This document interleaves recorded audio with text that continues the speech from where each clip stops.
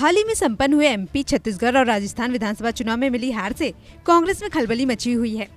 इस बीच कांग्रेस के बड़े नेता पी चिदम्बरम ने बीजेपी की जमकर तारीफ की और कहा कि 2024 लोकसभा चुनाव की हवा का रुख बीजेपी की ओर है।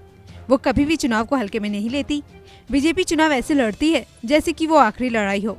हालांकि हवाएं अपना रुख बदल सकती हैं, लेकिन विरोधी दलों को बीजेपी की काबिलियत का एहसास होना चाहिए। 2024 लोकसभा चुनाव पर बात करते हुए कांग्रेस नेता का आगे कहना था कि छत्तीसगढ़, राजस्थान और एमपी विधानसभा चुनाव में जीत से बीजेपी को हिम्मत मिली है। छत्तीसगढ़ और राजस्थान में कांग्रेस की हार की उम्मीद नहीं थी। नतीजे चिंताजनक है। मुझे भरोसा है कि पार्टी नेतृत्व कमजोरियों को दूर करेगा।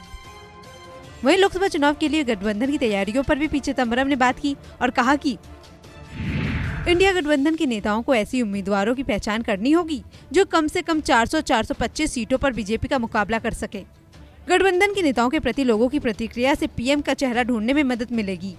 फिलहाल इंडिया गठबंधन के लिए इससे भी ज्यादा जरूरी काम लोकसभा चुनाव जीतना है। मुझे इंडिया गठबंधन की बैठक के दौरान होने वाली चर्चाओं के बारे में जानकारी नहीं है। मुझे यकीन है कि उन्हें एहसास होगा कि अब चुनाव में केवल 3 महीने बचे हुए हैं। मैं बीजेपी के ध्रुवीकरण, एंटी मुस्लिम ईसाई प्रचार के बारे में ज्यादा चिंतित हूँ। कांग्रेस को इसका तोड़ ढूंढना होगा। बीजेपी एक ताकतवर पार्टी है।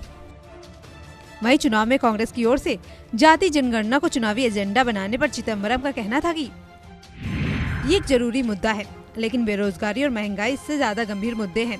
ये दोनों मुद्दे लोगों को सबसे ज्यादा अपील करते हैं। कांग्रेस को अपनी चुनावी प्रक्रिया को और मजबूत करने की जरूरत है। गौरतलब है कि 4 राज्यों में विधानसभा चुनाव के नतीजे 3 दिसंबर को आए थे।